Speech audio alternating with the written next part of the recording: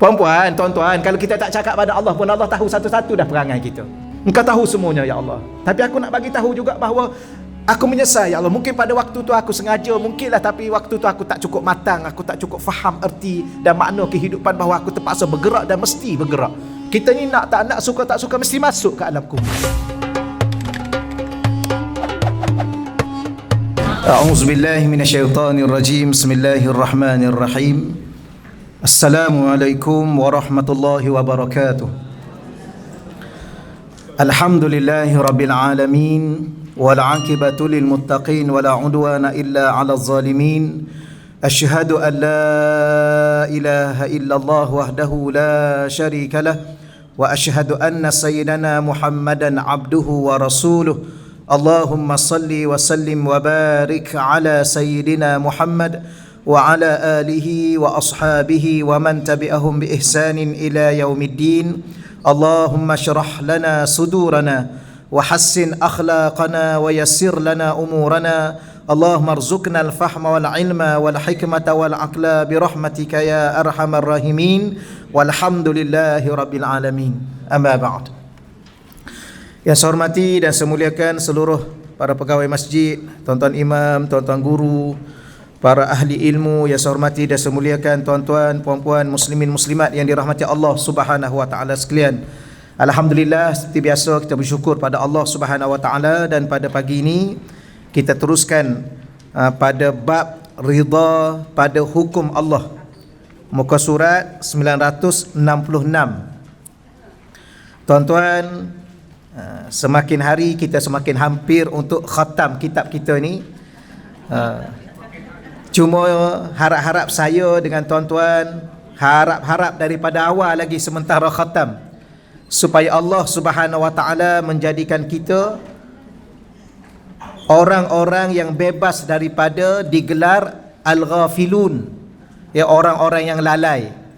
Ya, sebab jangan lupa kitab kita ni tajuknya Tanbihul Ghafilin, ya, peringatan kepada orang-orang yang lalai. Maka dengan sebab kita dah hampir khatam ni, harap-harap sangat Allah redha dengan kita, Allah berpuas hati sebab kita baca kitab ini dengan niat kerana Allah dan Rasul, untuk kita bebaskan diri kita, anak isteri kita daripada menjadi orang yang lalai. Lawan kepada lalai adalah ingat.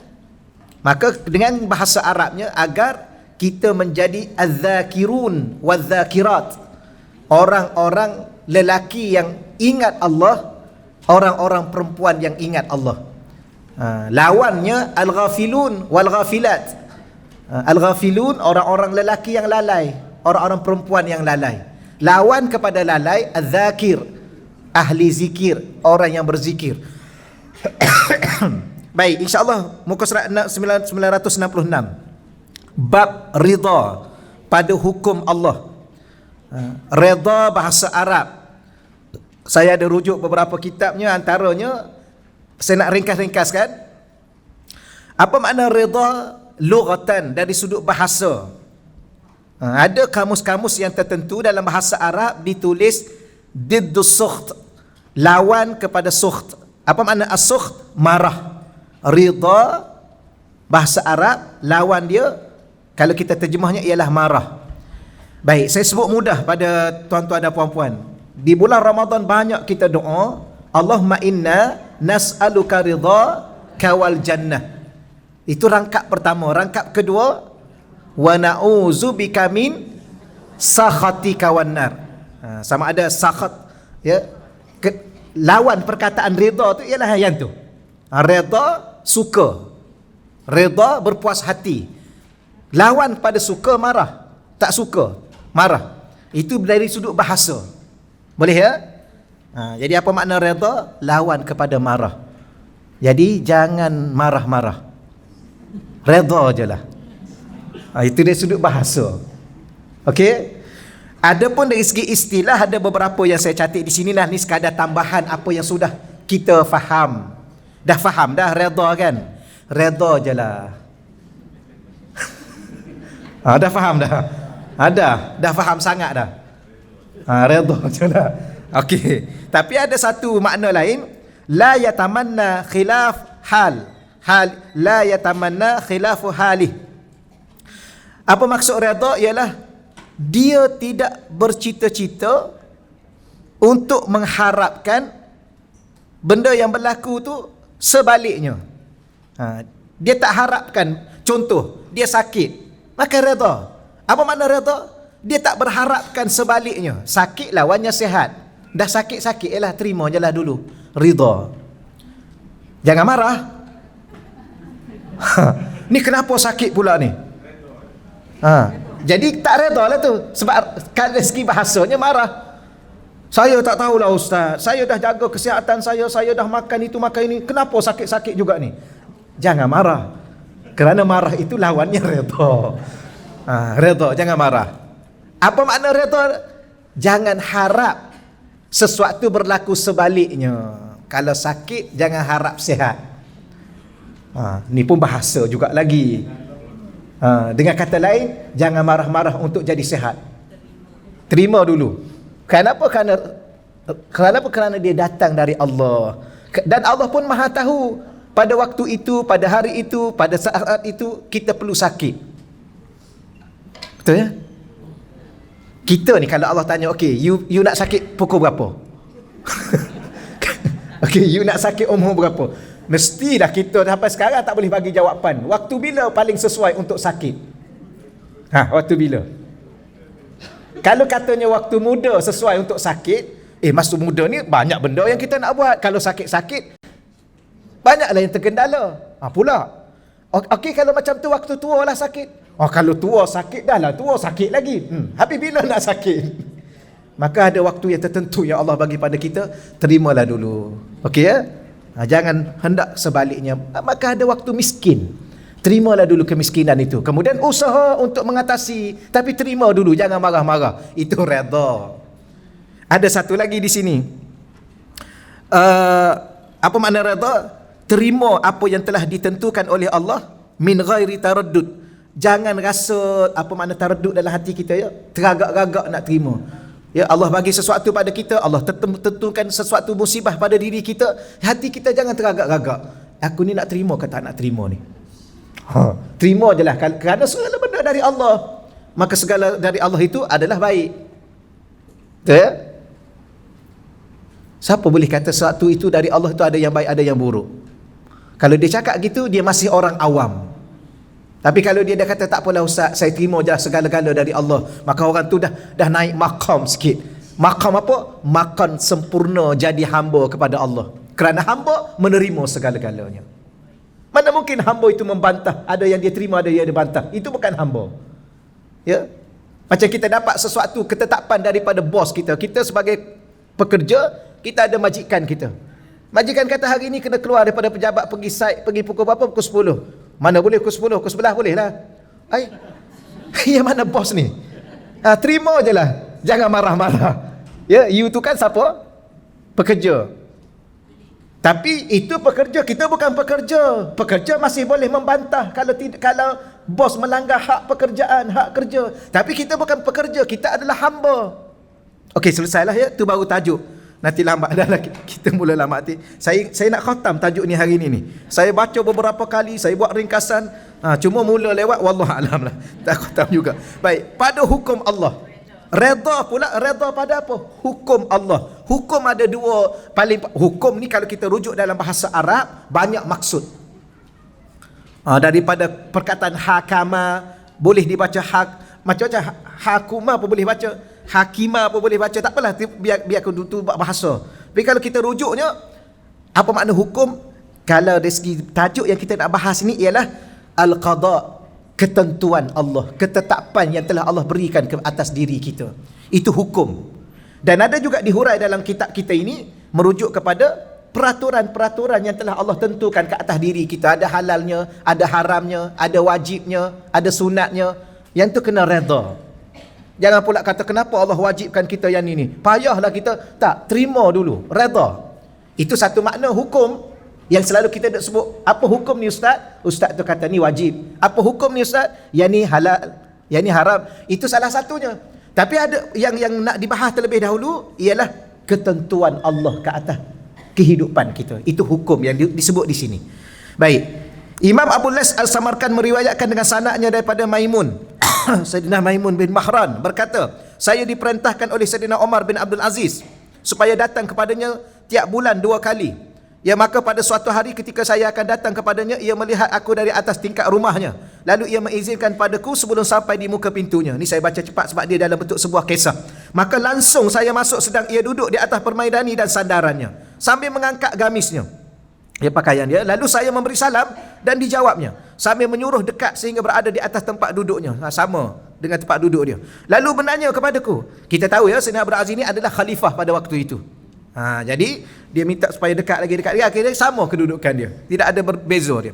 Baik, lalu menanya kepadaku tentang gubernur-gubernur, ya, gubernur-gubernur yang dihantar ke negeri, kemudian wali-wali kota, ya, dan polisi-polisi. Ini bahasa Indonesia lah kan. Baik, dan penjara-penjara serta berlakunya syiar agama. Banyaklah ditanya tentang hal kenegaraan, termasuklah syiar agama, bagaimana keadaan di tempat-tempat tersebut berkait dengan agama, hari-hari kebesaran dan sebagainya, sehingga menanya apa yang mengenai urusanku sendiri. Dan ketika saya akan bangun keluar keluar, saya sempat bertanya, ya Amirul Mukminin, wahai pemimpin kepada orang mukmin. Tapi kita tak terjemahlah ya Amirul Mukminin kan. Wahai Amirul Mukminin, apakah di dalam keluargamu tidak ada yang dapat mewakili engkau dalam hal-hal ini dan mencukupi keperluanmu? Bahasa Indonesia tu tak boleh baca kat sini, makna dia lain. Tu saya tukar terus ya. Kata apa ustaz ni? Keperluanmu. Ya, engkau minta aku buat itu, buat ini. Maka tak ada ke dalam ahli keluarga kamu yang kamu boleh arahkan itu, arahkan ini? Ni pasal apa ni? Pasal dia tidak bagi tugas-tugas tertentu kepada keluarga-keluarga yang terdekat. Baik, kemudian jawabnya, hai Maimun, ya cukup untukmu dari dunia ini apa yang dapat menyampaikan kamu kepada tempat tujuan. Ya. Kita buat sesuatu perkara, kita nak lantik sesuatu orang-orang tertentu, ialah untuk menunaikan tanggungjawab, menunaikan amanah, yang mana cukup perkara-perkara tersebut daripada dunia ini untuk menyampaikan kita pada tempat tujuan. Apa tempat tujuan hidup kita? Allah. Apa kata tujuan hidup kita? Syurga. Ya, kita buat sesuatu yang boleh sampaikan kita pada Allah dengan redha Allah, kita sampaikan kepada Allah dengan syurga Allah, selesailah. Ya, ada benda-benda yang tak perlu kita buat, jangan kita buat. Bimbang-bimbang tak sampai ke tempat apa yang kita nak pergi. Termasuk pelantikan yang tertentu. Ya, bila mana kita berkuasa. Ya, yang ni kena hati-hati sungguhlah dalam dunia sekarang ni pun, dunia dulu pun, ya kadang-kadang berlaku perkara-perkara yang tidak sepatutnya dalam pentadbiran kerana melantik ahli keluarga yang tidak layak lah. Yang layak, okey. Dia masalah layak ke tak layak. Bukan masalah ahli keluarga ke tak. Okey, ya, dia layak-layak lah. Dia ada kelulusan, dia ada kemahiran, dia ada kepakaran. Tapi siapa dia? Anak saya. Siapa yang iktiraf kepakarannya? Bukan saya. Pihak universiti, dia keluar universiti sekian, dalam bidang sekian, ada ini kedudukannya. Itu tak ada masalah sebenarnya. Sebenarnya Islam ni mudah. Ya, yang susahnya sebab tak ikut Islam. Betul ya? Okey, selesai dah, betul, selesai. Okeylah. Dia mengajar mudah aja. Yang faham, alhamdulillah, selesai. Sebenarnya faham, cuma kadang-kadang buat-buat tak faham. Itu masalahnya. Apakah fahamnya? Fahamnya ialah ikut Islam, selesai. Dunia dan akhirat selesai. Baik, kami sekarang di sini dan besok di tempat lain. Ya, janji apa yang kita buat itu untuk dunia kita yang akan menyampaikan kepada Allah dengan redha Allah, menyampaikan kita kepada syurga. Kenapa? Kerana sekarang kami di sini, besok dah tempat lain. Hari ini duduk dalam dewan masjid, besok boleh tentu. Mungkin besok duduk di alam barzakh. Maka apa yang ada hari ini buatlah betul-betul sesuatu yang sepatutnya sampai kita pada Allah, sampai kita pada syurga. Sampai pada Allah itu sebenarnya semua akan sampai, tapi adakah sampai dalam murka Allah atau sampai dalam redha Allah? Semua akan sampai jumpa Allah. Saya dengan tuan-tuan akan duduk berdiri depan Allah masing-masing di antara kita ni. Ma minkum min ahadin illa sayukallimuhu rabbuh. Atau kama qala Nabi, tidak ada seorang pun di antara kamu, kata Nabi, ma minkum min ahad, tidak ada seorang pun di antara kamu kecuali Allah akan berbicara dengan dia. Kamu dengan dia seorang-seorang. Subhanallah ya. Kita ni kalau polis panggil kita seorang lah, macam mana? Seorang-seorang duduk depan. Di soal siasat, subhanallah, takut kita tuan-tuan. Yang bersalah lagi takut, yang tak bersalah pun takut. Tengok kita ada lesen. Ni dah tali pinggang dah pakai, tengok polis menggelabah juga kita. Apa lagi yang tak buat? Apa lagi yang tak buat? Kok ya. Ni kalau tak ada lesen lagilah. Itulah. Ni bukan polis ni bukan SPRM ni Allah Azza wa Jalla. Soal kita, tak mahu jawab, tapi gitulah keadaannya.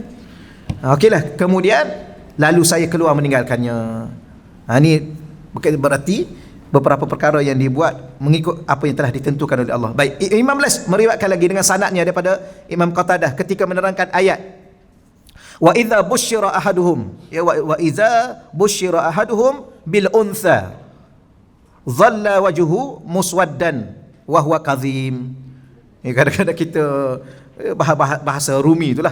An-Nahl ayat 58. Wa idza, dan apabila busyira, diberi berita gembira. Sebenarnya busyira tu asal maknanya diberi berita gembira, tapi diterjemah di sini diberi tahu pada mereka. Apa diberitahu pada mereka? Diberi berita gembira kepada mereka bil untha, bahawa mereka dapat anak perempuan. Sebenarnya dapat anak ni semua gembira. Ya, ada orang dia tak faham, dapat anak perempuan tak gembira. Kenapa tak gembira? Dapat anak itu gembira. Kenapa? Kerana kalau langsung tak dapat apa-apa. Perempuan pula dah. Okey dah tu. Kalau keluar-keluar perempuan pun tak, lelaki pun tak. Macam mana? Tapi okey lagi, sebab dia panggil khunsa. Khunsa tu tengoklah yang mana alat dia yang okey, dia jadi yang tu. Okey, setakat tu dulu, nanti tajuk lain pula. Jadi nak bagi tahu ni okey lah tu. Tapi ni ada cerita ni. Ya, ada cerita masalah dia ni. Jiwa dia masalah, hati dia masalah dengan Allah. Kerana yang menentukan lelaki dan perempuan itu Allah. Dulu ada saya belajar dengan Allah Tuan Guru Dr. Harundin dulu. Ada ayat-ayat Allah SWT, tapi tak ingat, hari ni tak ingat, lain kali lah.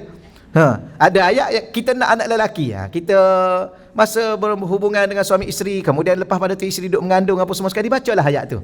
Pendek aja ayat tu, tapi dah tak ingat. Ustaz kata pendek, tapi ustaz tak ingat. Nak buat macam mana dah tak ingat? Okey lah kan. Ustaz pun tak ingat juga. Yalah, dah tak ingat.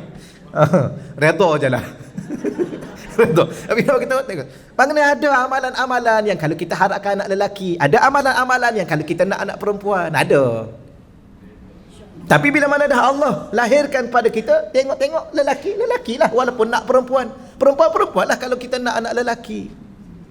Kita tak tahu yang mana di akhir umur kita, anak yang mana yang jaga kita, anak yang mana yang benar-benar doa pada kita, anak yang mana yang menangis setiap malam memohon ampun pada Allah untuk diri kita. Belum tentu kita tahu yang lelaki ke yang perempuan.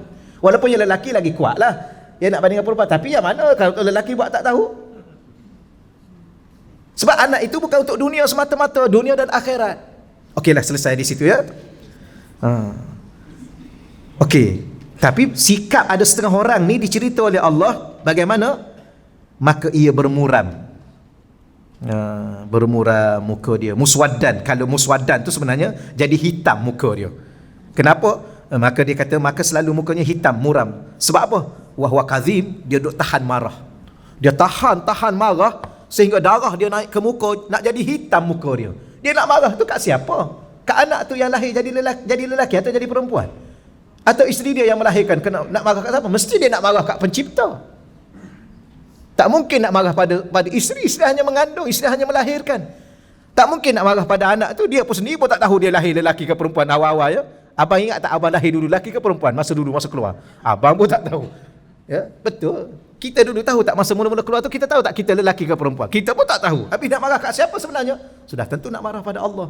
Ini perangai manusia yang tak gitu. Baik, maka Imam Qatadah berkata, demikianlah perbuatan orang musyrik.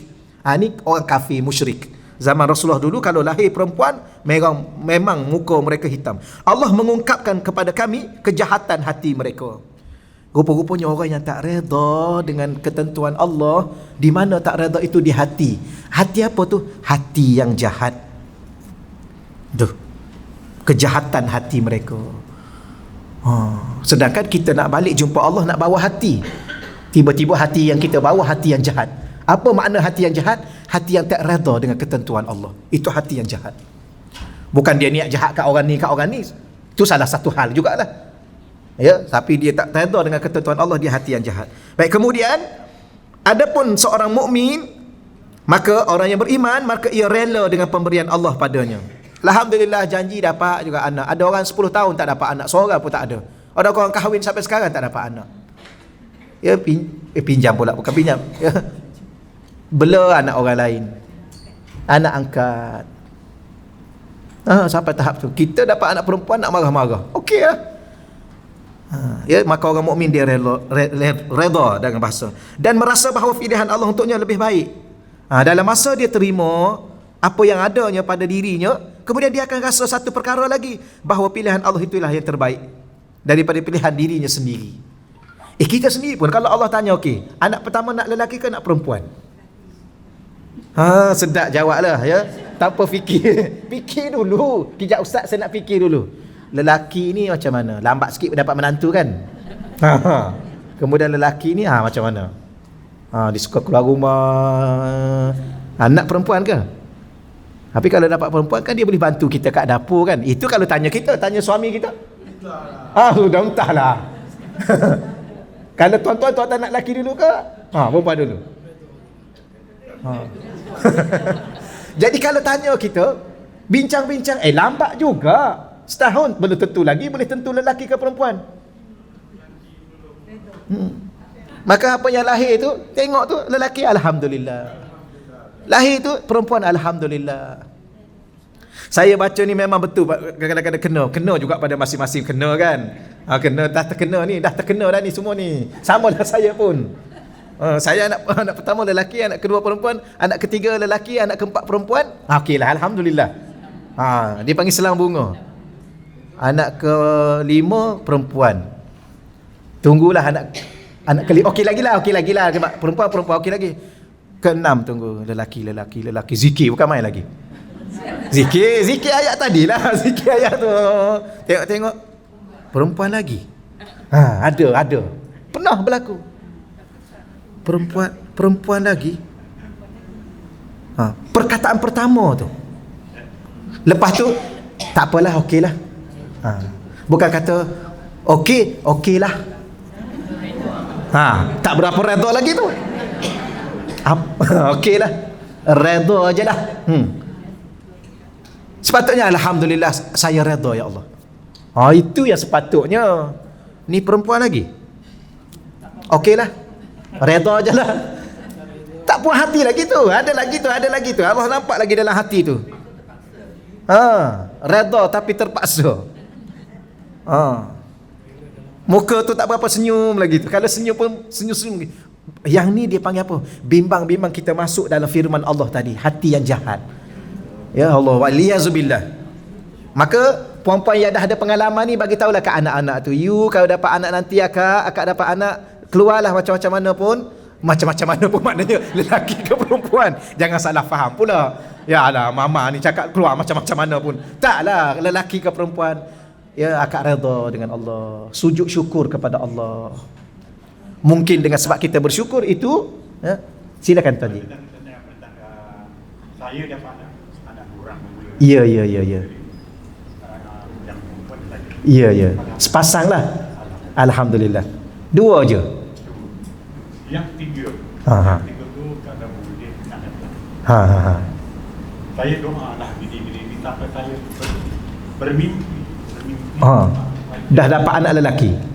Tapi dugaan saya. Ya. Adalah saya kena mengandung. Bulan. Saya yang muntah. Bulan ke bulan. Jabat.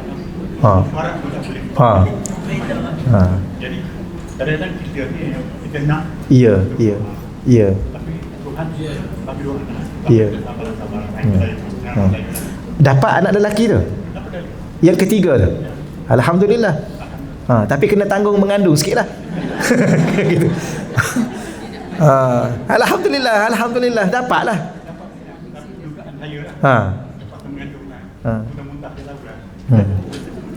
Ni kali kedua saya dengar orang lelaki mengandung.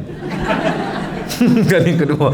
Tak petakat tu dulu insya-Allah ya. Nanti kalau saya tambah cerita saya pula, tak khatam kitab kita ni. Tapi alhamdulillah begitulah, alhamdulillah.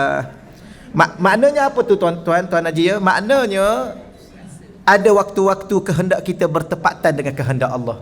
Alhamdulillah. Sebenarnya segala apa yang berlaku tu sebenarnya dah termasuk dalam kehendak Allah. Alhamdulillah. Maka redha kita ya. Tapi bimbang-bimbang ada waktu-waktu kehendak kita tidak termasuk dalam kehendak Allah. Maka itu juga kita kena belajar untuk redha. Okey, selesai.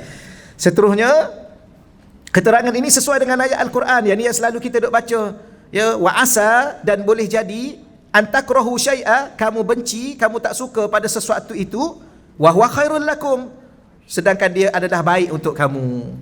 Wa asa, dan boleh jadi antuhibbu syai'a, kamu cinta, kamu suka pada sesuatu itu, wa huwa syarrul lakum, ya padahal dia adalah buruk untuk kamu. Waw depan dhamir, waw hal. Ya padahal, tapi ustaz-ustaz kita, tuan-tuan guru kita kat Malaysia ni dia terjemah padahal. Ya, padahal. Syarrul lakum, kamu suka, boleh jadi kamu suka ada satu-satu benda, seronok sangat satu-satu benda. Wa huwa syarrul lakum, tetapi dia buruk untuk kamu. Wallah, dan Allah ya'lamu, maha mengetahui. Wa antum, padahal antum, kamu semua wahai manusia, la ta'lamun, kamu tak tahu. Ya, kita ni tentang diri kita pun kita tak tahu. Banyak benda yang kita tak tahu tentang diri kita. Hari ni sihat, siapa tahu besok dia sihat? Tak tahu. Hari ni dia boleh berjalan, boleh. Besok belum tentu. Yang paling takutnya hari ni hidup, besok belum tentu lagi kita hidup atau kita mati.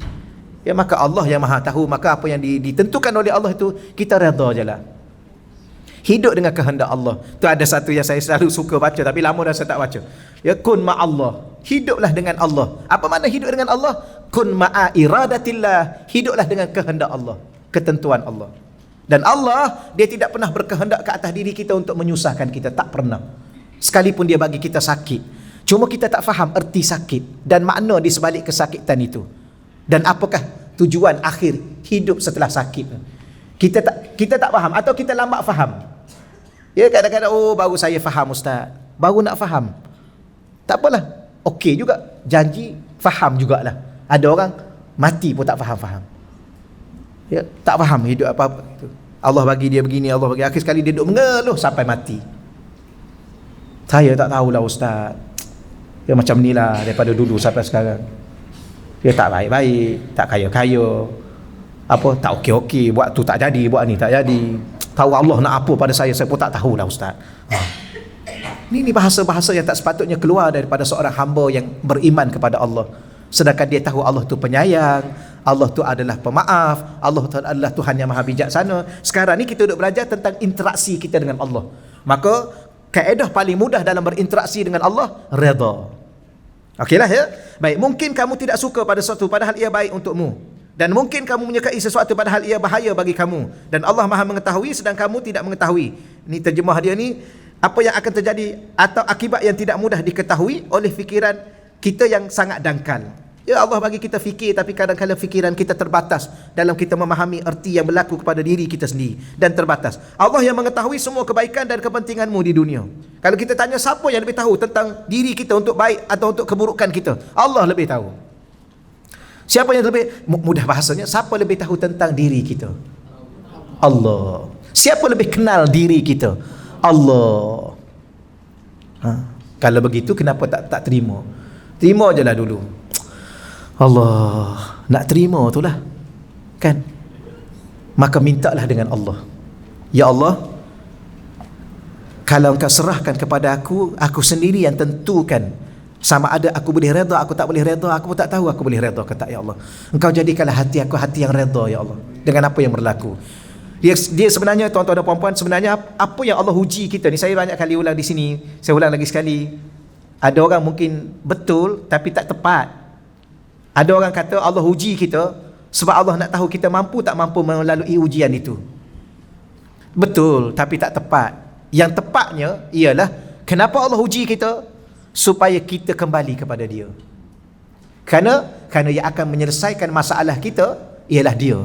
Kerana kita tak mampu sebab kita lemah, kita serba kekurangan, kita segala-galanya terbatas. Jadi kalau Allah uji kita dengan tujuan Allah nak tahu kita ni boleh mampu tak mampu, Allah dah tahu dah. Kenapa kita kata Allah uji kita, kemudian Allah nak tahu kita mampu tak mampu? Tak, Allah dah tahu dah. Sebelum Allah uji kita tu, Allah dah tahu dah kita mampu ke tak. Habis kenapa Allah uji? Baik, kalau saya tanya tuan-tuan, Allah tahu tak kita ni apa? Allah tahu kita tak mampu. Sebenarnya Allah dah tahu dah kita tak mampu. Kenapa Allah tahu kita tak mampu? Sebab Allah dah bagi tahu dalam Quran, khuliqal insanu dha'ifa. Dicipta manusia itu lemah. Allah cipta kita dan Allah dah letak pada diri kita tu sifatnya lemah. Kemudian pula Allah kata, wa ma utitu minal ilmi illa qalila. Tidak aku bagi ilmu kepada kamu kecuali sedikit. Dahlah lemah, ilmunya sedikit. Nak selesaikan satu-satu masalah kena kuat. Yang kedua, ilmu nak kena banyak. Kalau dah lah tak kuat, ilmu pula tak banyak, nak selesaikan apa yang kita nak selesai. Kadang-kadang masalah kita sendiri pun kita tak mampu nak selesai. Nak selesai masalah orang. Ya.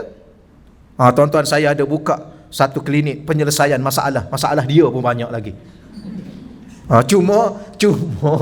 Cuma oleh kerana saya sudah melalui masalah itu dan Allah dah buka masalah itu kepada saya, jalan penyelesaian, maka datanglah saya nak kongsi jalan penyelesaian itu boleh. Jangan pula datang tuan-tuan datang pada saya akan selesaikan masalah tuan. Itu bahasa yang tak bagus. Mana boleh kita selesaikan masalah orang, masalah kita pun banyak lagi yang tak selesai. Betul ya? Itu masalah kita, masalah isteri kita tak selesai lagi, masalah anak kita tak selesai lagi, masalah jiran kita tak selesai lagi. Nak selesai masalah jiran orang lain, nak selesai masalah suami orang lain, tak payahlah. Betul? Kadang-kadang orang, tuan, insya-Allah saya akan jaga keselamatan tuan. Keselamatan dia pun belum tentu terjaga. Nak jaga keselamatan orang. Tu pihak-pihak keselamatan tu. Kan? Berapa ramai polis ditembak tak selamat juga. Dia ditembak oleh perompak, ditembak mana dia sendiri pun tak selamat. Tapi alhamdulillah lah, kurang-kurangnya dia tu bagi diri dia untuk berusaha menyelamatkan orang lain. Satu usaha yang terpuji, yang mulia. Tapi kita kena ingat hakikat sebenarnya bukan kita yang menyelesaikan masalah orang dan masalah kita. Bukan kita yang menjaga keselamatan orang dan keselamatan kita. Allah Subhanahu Wa Taala. Maka segala yang Allah tentu, okeylah, terimalah dulu. Okey, kemudian siapa yang lebih tahu tentang kebaikan kepentingan dunia? Allah. Tentang agama kita? Allah. Tentang akhirat kita? Allah. Sedangkan kamu tidak mengetahui semua itu. Hanya semata-mata kira-kira yang kurang tepat. Kadang-kadang kita duk selesai masalah kita pun buatlah perkiraan-perkiraan, tapi tak tepat. Berapa ramai perkiraan kita salah. Kerana itu relakan hatimu menerima hukum Allah. Ini salah satu makna redha. Apa makna redha? Relakan hatimu menerima ketetapan Allah. Okey, selesai. Boleh ya? Sebab Allah itu maha kasih sayang. Kenapa? Kerana Allah tentukan sesuatu ke atas diri kita dengan penuh kasih sayang. Kita tak tahu. Tahu-tahu akhir sekali kita masuk syurga dengan sebab itu. Alah, macam kita lah, kita susahkan anak kita kan kadang-kadang. Itu bukti apa? Bukti sayang. Sebab habis kita nak lihat dia berjaya 20 tahun lagi. Tapi masa tu mesti dia marah-marah. Alah, ayah ni, papa ni macam-macam suruh dia buat itu, buat ini. Penat lah. Okey, you penat sekarang, tapi akan datang you akan tahulah apa sebenarnya. Kita pun sekarang baru faham. Patutlah mak kita dulu suruh apa? Suruh belajar sungguh-sungguh. Suruh apa lagi? Suruh belajar memasak. Suruh apa? Macam-macam lah. Saya dulu salah satu mak saya paksa suruh mengaji. Mengaji. Dah habis dengan guru ni, suruh mengaji dengan guru ni pula. Mengaji sampai guru ni tanya, mengaji dengan siapa dulu? Dengan orang ni. Tak payah mengaji dah cukup dah. Balik-balik. Saya tanya, mak, guru tu tak nak terima dah. Dia tak nak dah. Tak nak cari guru lain. Pergi sehingga akhir sekali saya mengaji dengan seorang maksu. Maksu ni orang perempuan. Mengaji maksu. Guru lelaki tak nak terima dah saya ni. Tapi balik-balik mak saya suruh cari lagi. Jadi maksu mengajar saya lah dia. Okeylah, ngajilah dengan maksu. Tapi ngaji dengan maksu tu baru tahu, merangkak saya. Seminggu. Maksu tu dia mahir, dia mengaji di Mekah dulu. Patutlah mak kita suruh cari guru. Barulah kita faham, patutlah dia paksa kita. Hari ni tak menang pun peringkat antarabangsa pun. Maknanya tak okey lagi lah. Maknanya kena mengaji lagi. Apa yang dia nak ajar kita, mengaji sampai mati. Jangan duk rasa diri dah cukup alim. Kita ingat dah habis dah semua guru kat kampung kita tu, boleh masuk lah. Ya, teliawah antarabangsa. Peringkat Shah Alam pun boleh tentu menang lagi. Maknanya tak pandai lagi. Kalau tak pandai lagi, jangan duk rasa diri dah pandai, mengaji lagi. Jangan berhenti. Macam tuan-tuan dan puan-puan bagus, tuan-tuan ni. Saya harap anak saya jadi macam tuan-tuan dan puan-puan di akhir umur saya. Duduk dalam majlis ilmu, mengaji. Lepas tu saya tak berhenti lagi mengaji ni. Tapi tak pandai juga. Betul. Mana ada kita pandai? Yang pandai hanya Allah. Kita mengaji bukan nak jadi pandai. Kita mengaji bukan nak tunjuk kita pandai. Kita mengaji sebab nak jadi hamba kepada Allah. Supaya makin hari makin sempurna jadi hamba. Makin hari makin sempurna jadi hamba. Sebab sekarang tak cukup sempurna lagi jadi hamba. Kejap-kejap jadi hamba, kejap-kejap jadi tuan. Nasib baik tak jadi Tuhan kadang-kadang. Ada orang memang sudah jadi Tuhan. Mengaku Tuhan dan sebagainya. Kenapa? Dia tak faham erti dan makna kehidupan. Tidak lebih dia ni sebagai seorang hamba. Nanti ceramah pula sini pula ni. Dia ceramah mudah. Sebab tu guru saya kata ceramah paling mudah. Cakap apa yang nak cakap. Yang susah sikit baca kitab. Sebab terikat dengan kitab. Yang paling susah buka soalan. Sebab kita tak tahu orang nak tanya apa. Sebab itulah saya bila mana buka soalan, cepat-cepat saya tutup. Supaya tak sempat ditanya. Betul tuan-tuan, itu guru saya pesan. Kita kena ada juga. Baik, seorang hakim. Apa makna hakim? Seorang yang ahli bijaksana, ahlul hikmah. Dia kata tempat tinggal itu ada 4. Pertama dunia, dan yang kedua di kubur, yang ketiga di mahsyar, yang keempat di syurga atau neraka. Itu saya ringkas-ringkaskan ya. Tempat tinggal kita ada 3, ada 4. Pertama dunia, sekarang kita berada sekarang ni. Dan kita sedang menuju ke tempat tinggal yang kedua, kubur. Bila masa. Allahumma salli ala sayyidina Muhammad. Hari apa? Hari apa baru ni? Hari Sabtu. Saya duduk buat satu kuliah di Masjid Raudah. Dia datang satu jenazah umur 17. Seorang budak perempuan umur 17. Allah, duduk depan kita jenazah umur 17. Kita pula 40 lebih. Apa tu? Satu fakta yang tak mampu kita nafikan bahawa mati ni tak kira masa, tak kira usia. Okeylah. Allahu Rabbi. Gitulah. Itu tempat yang kedua. Ada lagi. Kita akan pergi ke tempat yang ketiga, iaitu di mahsyar. Dihimpunkan kita di situ untuk dihisap di segala-galanya. Akhirnya ada satu lagi di syurga, atau ditulis atau tu, atau neraka. Tuan-tuan, sebab itulah tolonglah saya, tolong tuan-tuan, tolong saya, kita sama-sama tolong sama-sama kita. Kita doa, kita merayu, kita menangis pada Allah selagi mana lisan kita keluar suara. Bimbang suatu hari nanti lidah kita dah tak mampu keluarkan suara. Ataupun lidah pun tak mampu nak digerakkan lagi. Kelu, kaku dan sebagainya. Maka di saat Allah bagi suara ni, ya Allah ampunkanlah kami ya Allah. Ampunkanlah kami semua ni ya Allah. Masukkanlah kami ke syurga ya Allah. Maafkanlah kami ya Allah. Janganlah engkau azab kami. Saya, tuan-tuan, doalah tuan-tuan. Doa dan jangan lupa juga pada saya. Saya juga doa jangan lupa pada tuan-tuan. Kita jangan lupa sama-sama kita ya. Anak-anak cucu kita. Mintalah awal-awal ya Allah. Mintalah malaikat muka nakir, tolonglah jangan soal aku ya Allah. Takut tak boleh jawab. Tolonglah ya Allah. Kalau Allah kebul doa kita, malaikat datang tengok-tengok, tak apalah, Allah dah tak izin aku soal kamu. Ya. Tapi yang kita tahunya mesti semua kena soal. Tapi ya Allah, kalaulah dia soal juga aku ya Allah, engkau gerakkanlah lidahku untuk jawab ya Allah. Engkau ya Allah, engkau, aku tak tahu dah nak cakap apa. Serah pada Allah, tolonglah ya Allah. Aku masuk dalam alam kabarzah ya Allah, tolong lapangkan kubur aku, tolonglah ya Allah. Mengakulah puan-puan kita buat apa, tuan-tuan kita buat apa. Ya Allah, aku malas ya Allah, aku malas baca Quran, aku main-main dalam ibadah, aku rugikan masa aku, macam-macam lah aku buat ya Allah, tapi tolonglah ya aku ya Allah. Aku lemah, aku mengakulah ya Allah apa yang aku buat. Macam anak-anak kita kan, kalau dia datang, mama saya dah buat ni, kita pun dah kasihan anak rotan dia. Cuma kita tanya, salah tak buat tu? Ya mama, saya mengaku salah. Papa, saya mengaku salah. Saya buat ni memang saya salah. Kita pun tengok dia tu, tak jadilah nak pukul dia tuan-tuan.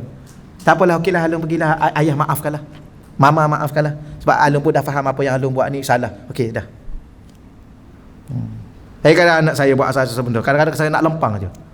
Tapi dia cepat cerita, dia mengaku. Okeylah, tak apalah, okeylah.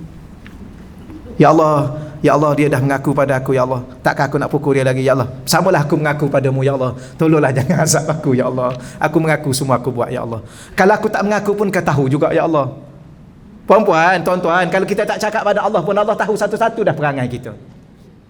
Engkau tahu semuanya ya Allah. Tapi aku nak bagi tahu juga bahawa Aku menyesal ya Allah, mungkin pada waktu tu aku sengaja, mungkinlah, tapi waktu tu aku tak cukup matang, aku tak cukup faham erti dan makna kehidupan bahawa aku terpaksa bergerak dan mesti bergerak. Kita ni nak tak nak, suka tak suka, mesti masuk ke alam kubur. Kalaulah ada sedikit usaha tak masuk, okey juga. Tak. Usaha ke tak usaha, masuk kita. Bila masuk. Alah, ya ni kadang-kadang nak pejam mata pun, ya Allah, nak pejam mata ni, ya Allah, aku nak tidur sekejap. Kalau aku tak tidur, penat ni, ya Allah, besok nak mengajar. Tapi, ya Allah, nak tidur, takutlah, ya tolonglah, ya, jangan matikan aku lagi, ya Allah. Aku takut, ya Allah. Ya, tapi kalau sampai masa aku terpaksa mati juga, ya Allah, kerana mati itu ketentuanmu, pilihanmu ke atas diri aku, yang itu yang terbaik, ya Allah. Janganlah azab aku, ya Allah. Tolonglah, ya Allah. Ngadulah puan-puan, menangislah kita dengan Allah setakat mana kita boleh, ya. Yang pastinya Allah tak azab kita dalam kubur. Semuanya keputusan Allah. Malaikat tu buat kerja Allah aja. Kalau Allah kata tak. Waktu kita tolong, kita mengadu pada Allah sungguh-sungguh. Itulah yang kadang-kadang la haula wala quwwata illa billah. Tak tahu nak cakap apa kita, ya. Nak tak nak, suka tak suka, mahu tak mahu, rela tak rela, kita tetap akan mati. Bila mana mati, orang kafankan kita, orang mandikan kita, kafankan kita tetap akan dimasukkan ke dalam alam barzah.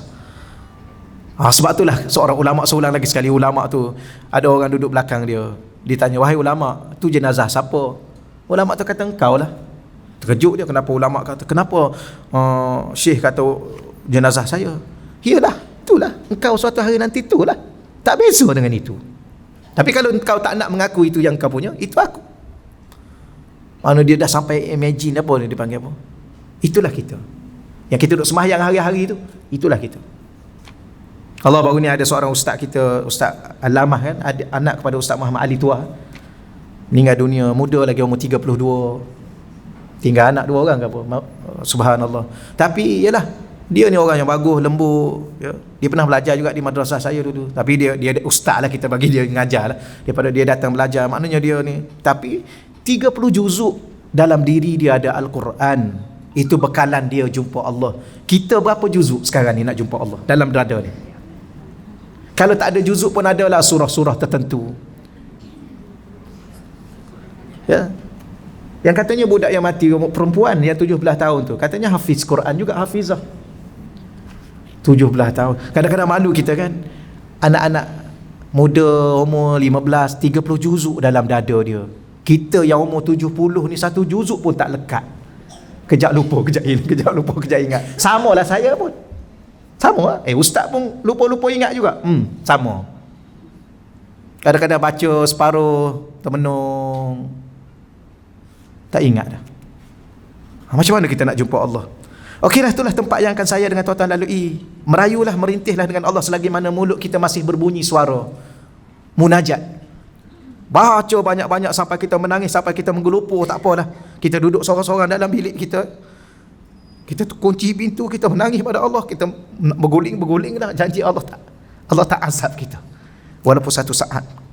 Baik, umur kita di dunia ini bagaikan orang haji. Ini ibarat, ya ni puan hajah, ya tuan-tuan haji ni faham sangatlah ni ibarat ni. Saya belum lagi, cuma dah dapat dah kat nama orang bagi haji, bagus juga. Tapi saya tak buat haji lagi. Tuan-tuan yang dah haji faham ibarat ni. Saya tak cukup faham kerana saya tak lalui lagi ibadah haji. Allah, umur kita di dunia ini bagaikan orang haji yang datang senja hari di Arafah. Berapa lama? Sekejap sangat sahaja, kerana ia merasa tidak lama. Itulah di dunia. Kita rasa 70 tahun dah lama, sekejap. Ya, sebab tu bertahanlah sekejap. Saya pun kadang-kadang saya marah pada diri saya sendiri. Aku ni apa lagi yang tak faham? Bahawa duk bercakap dunia ni sementara, dunia sementara. Tapi kenapa, apa masalah tak faham lagi? Padahal bahasa itu terlalu mudah. Apa makna sementara?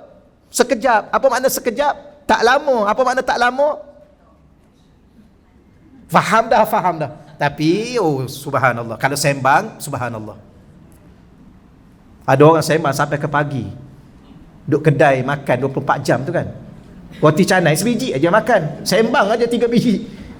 Kenapa banyak, subhanallah. Dia tak faham ke dia adalah bila-bila masa. Tapi biarlah dia, kita kemudian apalagi ibarat dia, maka ia tidak membongkar bawaannya. Barang-barang tidaklah simpan situ, simpan sini, susun situ. Kenapa? Dah nak pergi dah, susun buat apa, ambil apa yang patut. Sebab segera akan berangkat. Sedang tinggal di kubur itu bagaikan mabit. Ya. Mabit kat mana? Muzdalifah. Duduk dalam kubur juga sekejap. Tapi sekejap dalam kubur lebih lama daripada dunia. Tengok orang mati di zaman Nabi Adam, yang mati zaman Nabi Muhammad. Kita dengan Nabi Muhammad sallallahu alaihi wasallam dah 1400 tahun dah. 442 41. Mana ribuan tahun dia mati. Abu Jahal yang mati zaman Nabi Muhammad tu sekarang dah ribuan tahun. Mana lebih lagi lama daripada itu. Tapi walau lama itu pun dia anggapnya hanya bermalam di mabit.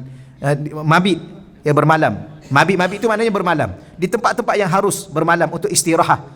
Ya sementara sehari atau semalam. Dan contoh di mahsyar, ya bila mana daripada alam barzah itu ke mahsyar, itu bagaikan turunnya ke Mekah sebagai pertemuan yang akhir. Dan sesudah itu masing-masing bubar. Ya masing-masing pergi kembali ke tempat masing-masing, iaitu ke syurga atau ke neraka. Fariqun fil jannah wa fariqun fis sa'ir. Bila mana kembali ke akhirat, ada yang sekumpulan manusia yang ke syurga, ada satu golongan lagi ke neraka. Wal iyazu billah. Baik, Syaqiq bin Ibrahim berkata, saya telah tanya pada 700 orang alim. Tengok ni, orang-orang dulu mengaji, usaha pergi jumpa orang alim ni, jumpa orang alim ni, jumpa orang alim ni. Berapa ratus? 700 orang. Tu orang zaman dulu. Lepas tu tok guru saya bagi tahu bahawa kita hari ni, apa gelaran kita orang bagi hari ni kat depan nama kita tu, doktor, ustaz, ulama, alim, profesor, doktor. Tidak sampai hujung kuku orang-orang dahulu ilmunya. Ibadah lagi lah. Ni mengaji dengan 700 orang. Tapi tuan-tuan dah hampir-hampir 700 ya. Dah 2 orang ustaz satu pagi, besok ustaz lain, dua. Itu yang dia kat sini, kat masjid masing-masing. Penuh jadual 30 hari tu. Tak campur dengan subuh lagi, maghrib. Betul, tuan-tuan dan puan-puan, lagi ramai guru nak banding dengan kami. Gitulah. Tapi taklah sampai 700, maknanya bersungguhnya dia. Dia tanya apa tentang 5 masalah sahaja. Maka mereka semua menjawab dengan satu jawapan yang sama. Ya, ulama-ulama ni dia panggil sanad. Dia ada sandaran ilmu, mengaji dengan guru, yang ni ngaji dengan guru dia, yang ni ngaji dengan guru dia, sampai pada Rasulullah. Kalau tanya soalan, sama jawapan dia. Yang kita hari ni macam mana hari ni? Ustaz A kata macam ni, Ustaz B kata macam ni, Ustaz C kata macam ni. Tambah-tambah macam Ustaz sebut tadi. Ustaz apa? Ustaz Yusra tadi. Pasal tahlil. Okey, setakat tu dulu.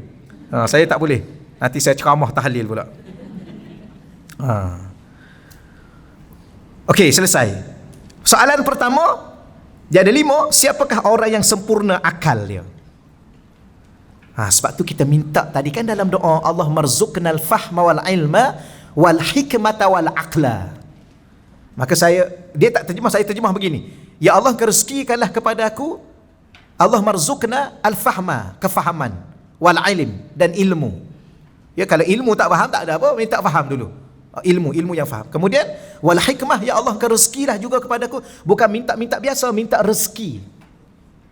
Sebagaimana hidup ni tak mampu hidup, kita kena ada rezeki makan, rezeki minum, rezeki oksigen. Maka kita kena ada juga rezeki itu. Apa dia? Hikmah, kebijaksanaan. Kena buat sesuatu dengan bijak. Nak cakap satu benda biar bijak.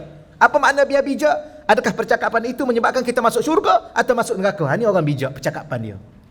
Bukan bijak ni tuan, subhanallah, dia lontar satu idea yang mengkagumkan, tiba-tiba idea itu menghumbau orang dalam neraka dengan dia sekali. Ya. Ada orang memang betul ada orang idea dia bagus untuk mengembangkan ekonomi. Ya, kita ni kalau nak dapat ekonomi kita buat begini. Baguslah idea tuan, mesti berkembang ekonomi kita. Buat apa? Buat pertandingan Ratu Cantik. Bagus idea dia. Memanglah ramai orang datang. Sebab apa? Nak tengok Ratu Cantik. Akhir sekali yang datang dengan Ratu tu pun habis semua sekali. Allahumma neraka. Ingat Allah irham Datuk Mufti kita dulu. Allahu Rabbi, saya antara ulama-ulama lah yang saya memang terkesan sangat. Saya pernah duduk dalam majlis dia. Tu pun lagi lah kat Selangor ni kan. Saya masa tu duduk di Ceras. Ada orang jemput dia pergi ke satu masjid di Ceras, duduk dalam majlis dia. Masih ingat lagi. Tengok dalam TV dah selalu duduk tengok dah kan. Ya Allah, lembut percakapan dia. Orang memang betul-betul alim. Lembut, percakapan halus, tapi tegas. Dan dia berdepan dengan satu isu Ratu Cantik dulu kan. Sampai di itu. Tegas. Okey, setakat tu dulu. Kenangan lama kita dengan para alim ulama. Sebab tu tuan-tuan duduk dengan ulama ni sampai satu hari kita pun, ya Allah, harap-harap balik akhirat nanti dia ingatlah kat kita. Dia pewaris Nabi. Kalau kita terkapai-kapai, kita jadi anak. Sebab tu kita ni kena satu. Siapa? Imam Syafi'i. Jangan duk kejap ikut Imam Syafi'i, kejap ikut Imam Malik sebab ikut imam ni. Jangan. Kenapa? Imam Syafi'i tu dia boleh syafaat kita tu akhirat nanti. Cuba baca bab syafaat. Sekarang tuan-tuan cuba Google bab syafaat. Siapa yang boleh memberi syafaat? Selain daripada anak kita yang hafiz Quran, selain daripada orang mati syahid, para alim ulama yang kita ikut dia dan menjadi pengikut setia dia boleh syafaat kita tu. Cuba baca. Sekarang bacalah kat tangan masing-masing dah kan. Ada Syekh Google Al-Interneti. Ya, Syekh Google tu. Alim tu. Alim Syekh Google tuan-tuan. Saya pun kadang-kadang rujuk Syekh Google. Dan dia kadang-kadang kamus yang besar-besar ada dalam tu. Kita download kamus. Dia kalau kamus tu yang kecil, yang besar tu namanya mu'jam. Kalau kita belajar bahasa Arab, ada kadang kalau kita nak rujuk perkataan tertentu, dia tak ada dalam kamus yang kecil-kecil yang anak kita duk belajar kat sekolah agama tu. Itu kamus. Yang besar lagi, ada berapa jilid, ada yang kadang-kadang tebal 2 kali ganda ataupun tebal ni ada kamus yang tebal ni. Tapi ni dah nama dia mu'jam. Jadi tapi dia ada dalam Google tu, Syekh Google tu tahu mu'jam tu ada kat mana. Tu yang tanya dia tu kadang-kadang. Tapi kena download dululah dia punya aplikasi dia. Mudah sekarang ni. Belajar bahasa Arab. Dulu nak terjemah, dulu terjemah. Tak tahu terjemah, buka kamus. Tak jumpa dalam kamus, cari buka mu'jam. Ada yang 10 jilid, ada yang 12 jilid. Buka ni. Sekarang ni kita masukkan dalam tu, dia dah nama dia mu'jam apa, kita masukkan perkataan tu, dia keluar dalam bahasa Arab. Sekarang mudah. Siapa-siapa yang nak belajar bahasa Arab. Okey? Mana yang tadilah, maknanya bukalah siapa yang boleh bagi syafaat, salah satunya para alim ulama. Tapi ulama dahulu subhanallah. Jadi apa yang kita nak sebut ialah salah satu dia tanyanya siapa yang paling berakal. Kenapa dia pergi tanya sampai 700 orang? Ya, kerana bahawa akal itu penting dalam menentukan kehidupan kita. Ya, maka yang paling berakal, yang doa yang Nabi ajar tadi, maka kita terjemah akal yang sempurna. Siapa dia? Ialah orang yang tidak cinta pada dunia. Yang kita sebut bahasa Arab hubbud dunia wa karahiyatul maut. Ada kan, dan orang-orang Islam di akhir zaman ni kan Nabi kata ada 2 penyakit. Ya, kenapa tak mampu kita berdepan dengan orang kafir sedangkan kita ramai? Kita orang Islam ramai. Sebab kita ada penyakit. Penyakit apa kita? Ada penyakit campuran. Hubbud dunia, cinta dunia, wa karahiyatul maut. Penyakit ni tak ada dalam senarai penyakit-penyakit di hospital ni. Datang-datang doktor buka-buka. Akak ni dah ada penyakit ni. Penyakit apa? Hubbud dunia.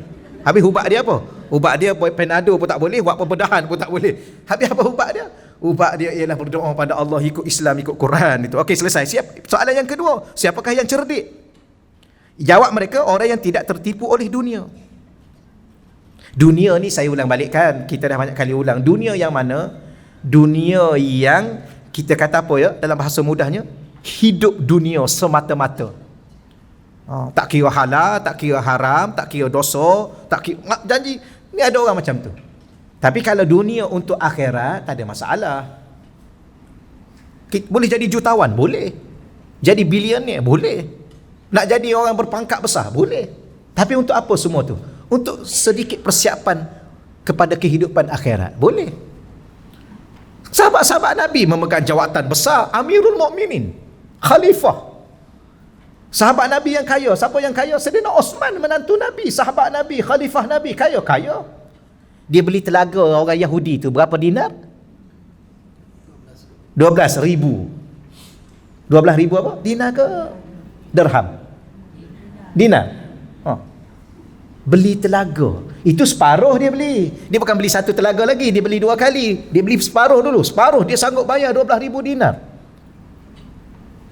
Tak kaya? 1000 tahun dulu ni. Kalau 1000 tahun dulu, area Shah Alam tu berapa tanah dia? Mana? Jangan kira sekarang. Kau kira tahun dulu lah. Ada seorang sahabat Nabi tu bila mana diminta supaya untuk bagi infak dalam peperangan, dia bagi 4,000 ekor unta. Berapa unta dia? Tu baca dalam kitab Riyadhus Shalihin Al-Imam Nawawi. Saya ingat lagi duduk mengaji dengan guru saya. Ada seorang sahabat tu, tak ingat nama dia. Dia bagi 4,000 ekor unta. Bukan unta saja, dengan kelengkapan yang ada atas unta tu. Kaya. Jadi bukan masalah kaya. Masalahnya cinta tak pada dunia dan kekayaan tu. Tidak, cinta kepada Allah dan cinta pada akhirat. Adakah telah tertipu? Tidak tertipu. Kenapa? Mengambilnya untuk manfaat akhirat. Kalau mengambil dunia untuk manfaat dunia, dia tertipu kerana dunia ini akan hancur dan binasa. Maka tak cerdik dia. Kenapa dia tak cerdik? Kerana dia ada usaha untuk hidup yang sementara, untuk hidup yang tempatnya hancur. Itu dikatakan orang cerdik. Bukan dia dapat 10A, cerdik. Tapi cerdik juga yang tu pun. Daripada 10E. Kan? 10I. A ke A? I. Tak ada tuan-tuan. Allahu Rabbi. Sekarang kita matang sikit lah. Masa dulu kita tak matang. Sekarang anak kita bawa balik, tengok berapa ni. Tak ada A ni. Iyalah, tak ada, nak buat macam mana. Okey lah. Kerana cerdik dia bukan pada A, cerdik dia pada dia nak kejar dunia atau kejar akhirat. Tapi kena ada A juga. Langsung tak ada A ni, apa ni, ngaji apa? Kan dulu kan. Allah. Baik, lambat pula dah. Siapakah orang yang kaya? Ni kan ramai ni orang kaya pagi ni. Siapa yang betul-betul kaya? Jawab mereka, jawab ulama-ulama yang 700 orang tu, sama jawapan mereka, orang-orang yang redha menerima bahagian dari Allah. Yang kita duduk sekarang ni lah. Siapa yang orang yang betul-betul kaya? Ialah orang yang redha dengan ketentuan Allah, rela menerima hukum takdir Allah. Itu orang paling kaya. Yang ni dunia dia kaya, akhirat lagi dah kaya. Apa makna kaya? Kaya tidak berhajat kepada sesuatu yang banyak. Itu kaya. Allah maha kaya kerana Allah tak berhajat kepada segala-galanya. Ya. Dah Allah bagi yang tu, okeylah. Yang katanya kaya tapi berhajat kepada ni, berhajat kepada ni, itu bukan kaya, itu miskin. Kan berapa ramai orang yang mengaku dia kaya, kemudian berhajat kepada itu. Bahkan ada setengah-setengah orang kaya ni berhajat pada harta orang lagi. Kaya apa kalau macam tu? Itu miskin nama dia. Kan ada seorang ulama tu, saya tak ingat gubernur ke apa. Ni cerita ni masyhur, saya ni banyak lupa dah akhir-akhir ni. Macam tuan-tuan jugalah ya. Samalah kita. Tak adalah tuan-tuan, okay. Kerana lama tak ingat dah. Tak apalah. Tapi ada seorang tu, ada kita belajar ni sebenarnya, kadang-kadang guru ni kita tahulah. Ada buah kilas ke apa. Saya ni bukan banyak lupa, mintalah tuan, saya kadang-kadang lupa nama tuan. Tapi ada satu kisah.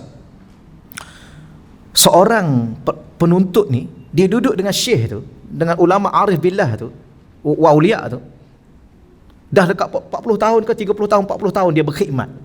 Setiap kali dia datang berkhidmat, contohnya dia pergi tuang air, dia pergi bawa air wudu, ulama tu tanya dia, kamu nama apa dah? Tiap-tiap kali. Akhir sekali kecil hati dia. Dia kata apa? Dia kata, wahai syekh, wahai tuan guru, aku ni dah lama duduk khidmat dengan kamu. Tiap kali aku datang kamu tanya nama aku. Takkanlah sampai hari ni kau tak ingat nama aku? Dia kata, memang betul aku tak ingat nama. Semua orang nama aku tak ingat. Kerana yang ada dalam hatiku hanya satu nama saja, iaitu Allah Subhanahu Wa Taala. Tak ada nama lain selain nama itu. Jadi kita pun gitulah, sebab tu lupa yang tu yang itu ya. Harap-harap gitulah tuan-tuan. Nak cerita apa dah tadi? Lupa dah. Dalam keadaan lupa tu lagi, dalam lupa itu lupa. Nak cerita apa? Kaya tadi. Alhamdulillah ingat saya sebenarnya, ingat saja nak buat-buat lupa. Seorang aulia tu, seorang gubernur, dia bagi duit kat wali tu.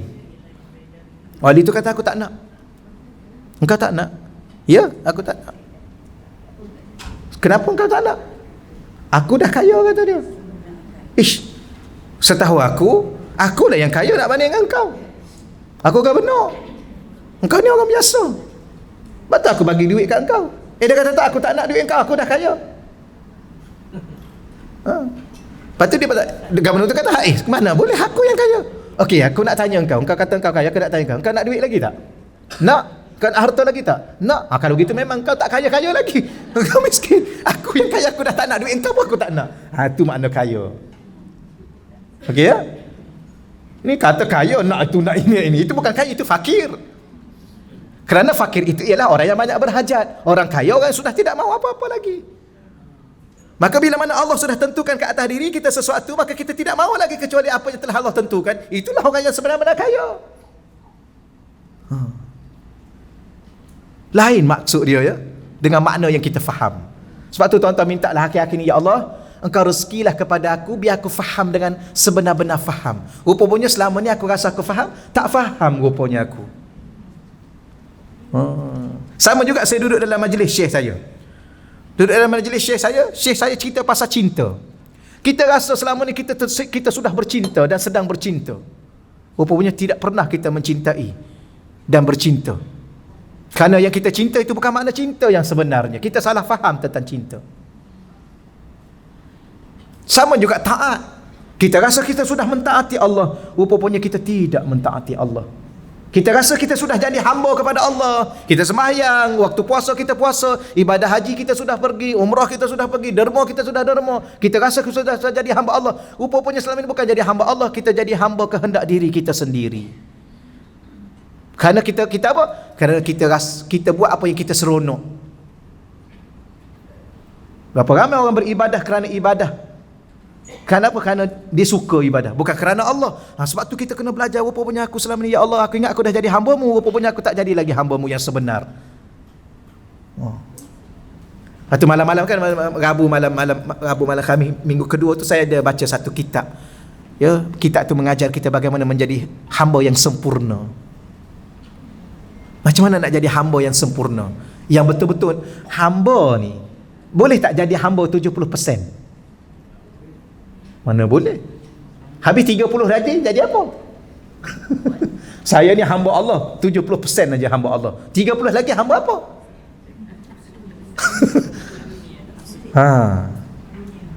Jadi masa duk meninggal tu, meninggal sebagai hamba Allah ke meninggal sebagai hamba dunia? Yang ni yang kita takut. Di saat akhir umur meninggal tu. Sebab kita akan diukur di situ. Okeylah tuan-tuan, itulah ya.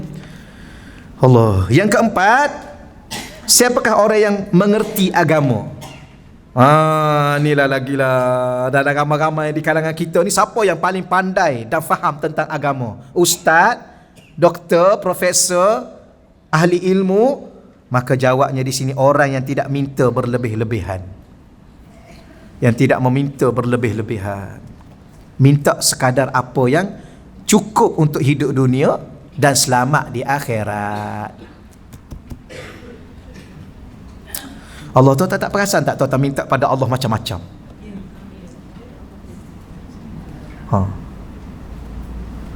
Dan Allah pula bagi yang kita minta. Oh subhanallah. Kalau kita teliti lepas pada tu, kita akan jadi takut. Dia sebenarnya kita tak perasan yang kita minta Allah dah bagi. Kalau kita perasan, 1 minta bagi, 2 minta bagi, 3 minta bagi, lepas tu kita rasa lain dah. Ya Allah, sudah ya Allah. Bimbang-bimbang, kita tertipu ke, terkeliru ke, terlupa ke, macam-macam lah. Akhir sekali kita lepas tu, ya Allah, Engkau bagi pada aku ni cukup-cukup lah ya Allah. Menyelamatkan aku dunia, tidak menyusahkan aku dunia, dan menyelamatkan aku akhirat ya Allah.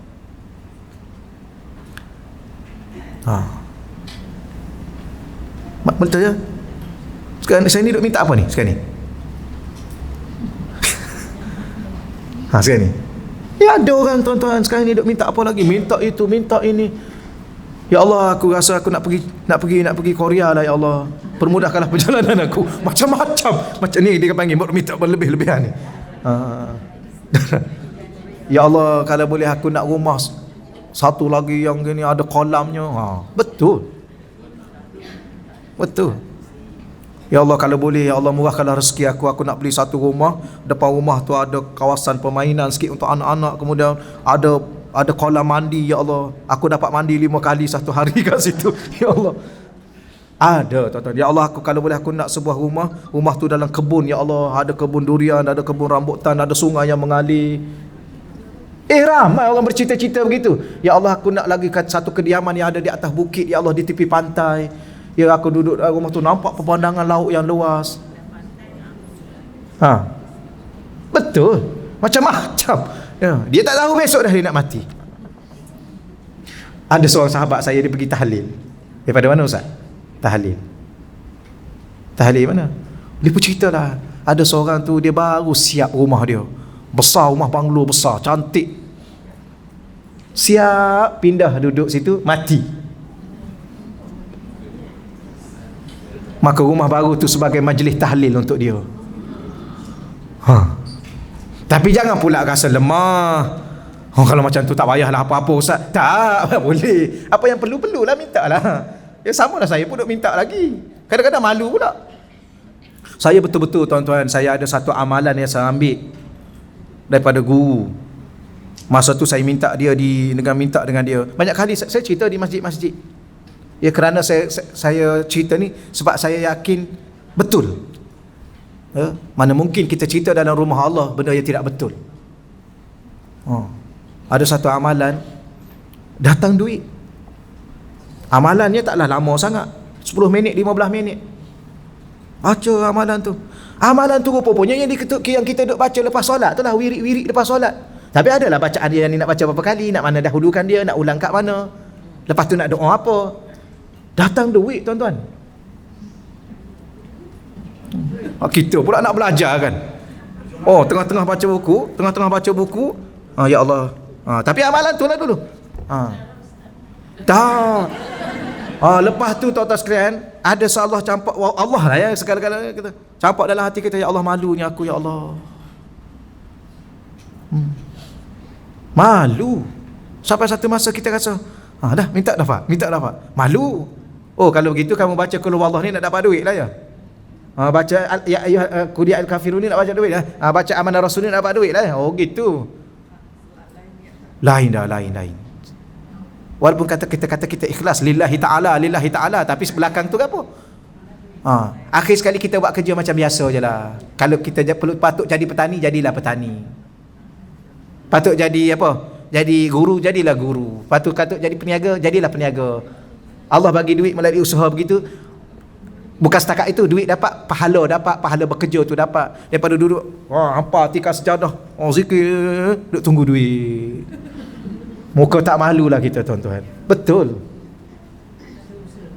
Dah lah yang ada ni pun tak mampulah nak cukup. Timbang-timbang berat apa? Ya, patutnya yang ada ni timbang-timbang berat lah pahala nak masuk syurga. Ni timbang-timbang tak berat-berat juga. Sebab apa? Dah Allah ganti dengan duit. Dah kamu kan beramal nak duit. Aku dah bagi pada kamu duit. Kamu balik akhirat kamu nak apa lagi? Kan kamu dah banyak diberi duit. Tapi ada amalan guru saya tu, dia kata ni yang biasa ni yang saya bagi ni. Nanti ni amal dulu yang ni. Nanti sampai satu masa ni beli satu bundle kertas A4 tu, ni potong-potong duit 100 ke duit 50 ni nak apa? Ni letak baca-baca pun semua jadi duit. Tapi saya yakin sebab amalan pertama tu jadi. Takat tu dululah ya. Mesti ni tu beliau mata semua nak ni, mesti nak ni. Tak hidup dengan apa yang ada ni lah, alhamdulillah. Dengan apa yang ada, alhamdulillah. Duk belajar redha, tapi nampak lagi. Betul. Inilah yang 5 perkara ni. Sampai 700 ulama jawab benda yang sama. Ustaz macam mana? Sama lah saya pun dalam hati saya. Saya nak padam ada satu benda dalam hati saya ni. Ada saya nak satu benda, nak padam ni. Minta doa pada Allah tapi tak padam-padam lagi setakat ni. Tu rahsia lah kan. Rahsia. Ada benda ni. Jangan salah faham ni. Tapi sebenarnya ada amal. Kalau kita tak dapat yang tu, sebenarnya dalam Islam ada amalan. Amalan itu, saya cakaplah mudah, buat apa kita sembunyikan. Masa okey lagi? Masa dah habis dah. Tak apalah, lain kali lah dulu. Kita baca. Ni habiskan yang ni sikit lagi ni. Allahu Rabbi. Dia mengajar ni kalau dah itu ni lah yang akibat dia tak khatam. Saya memang baca sungguh-sungguh, saya standar semua, habis semua tahun ni saya nak khatam tajuk ni hari ni. Ya. Betul ni. Tapi dah takdir tengok, takdir Allah kan? Ustaz tadi dia ada itu sikit. Jadi lambat juga. Kemudian mengajar pula, cerita sana cerita sini, lambat pula. Akhir sekali di sinilah. Siapakah okeylah. Siapakah orang yang bakhil? Jawab mereka yang 700 ulama tadi, orang yang tidak mengeluarkan hak Allah dalam hartanya. Apakah hak Allah? Zakat. Ya, dan sebagainya lah. Zakat, apa lagi zakat? Ya kita kata apa? Kita bernazar. Tu kena itu tu. Okeylah, kena selesailah insya-Allah. Hutang-hutang kita dengan Allah kita kena bayar. Wallahu alam, setakat tu dahulu. Ya, kita akan sambung pada bulan hadapan ya Allah. Moga-moga Allah panjangkan umur kita, memberi kesihatan pada tubuh badan kita insya-Allah. Kita ni ada satu tajuk je yang terakhir ni. Ya ke satu tajuk? Oh tak. Ingatkan satu tajuk, banyak lagi. Ada dua atau tiga lagi. Lebih kurang ya. 2 tajuk lagi. 2, 3. 4 dengan tajuk kita ni. Okeylah, setakat tu dahululah insya-Allah. Allahumma salli ala sayyidina Muhammad. A'udzubillahi minasyaitonir rajim. Bismillahirrahmanirrahim. Wassalatu wassalamu ala asyrafil anbiya'i wal mursalin wa ala alihi wa sahbihi ajma'in. Allahumma arzuqna fahman nabiyyin wa hifzal mursalin wa ilhamal malaikatil muqarrabin. Allahumma arzuqna futuhal arifin ya Fattahu ya Alim ya Fattahu ya Alim ya Fattahu ya Alim. Allahumma arinal haqqa haqqan warzuqna ittiba'ah wa arinal batila batilan warzuqna ijtinabah. Allahumma arzuqna al-fahma wal ilma wal hikmata wal aqla bi rahmatika ya arhamar rahimin. Rabbana atina fid dunya hasanah wa fil akhirati hasanatan wa qina adzaban nar. Wa sallallahu ala sayyidina maulana Muhammad walhamdulillahi rabbil alamin. Taqabbalallah minna wa minkum ya karim. Orang lain ada pengikut 1000, ada pengikut ratus, ada pengikut puluh. Dia seorang-seorang je Nabi ni masuk, tak ada pengikut pun. Bawa pedang dia. Antaranya sebab Lailatul Qadar turun, kisah dia lah. Nabi apa? Samson, Syamun dalam bahasa Arab. Samson and Delilah, pernah dengar?